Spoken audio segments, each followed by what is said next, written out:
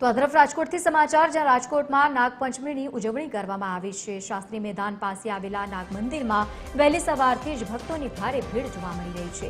આ નાગ મંદિર રાજાશાહી વખતનું મંદિર છે, જ્યાં મોટી સંખ્યામાં લોકો પહોંચી રહ્યા છે। મહત્વ તો બહુ જ છે ભાઈ, અમે કેટલા વર્ષોથી આવી છીએ, 20-22 વર્ષથી। આજે નાગ પાંચમ છે ત્યારે ખાસ દર્શન માટે આવતા હોય છે, આજે કેવી ભીડ હોય છે? આજે બહુ જ ભીડ હોય, વેલા આવી તો ઓછી હોય, મોડા આવી તો બહુ ભીડ થઈ જાય। રાજાશાહી નું મંદિર છે ને મને થઈ ગયા 20-25 વર્ષ આવતા। પેલા દિવાલો કઈ નથી, મંદિર ની સામે જ રસ્તો હતો, બધા પબ્લિક ત્યાંથી જ આવતું હતું।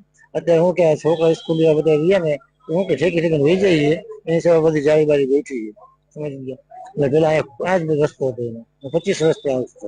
એ કે જે માનતાની રાખી છે એની માનતા મનોકામના પૂરી થઈ છે।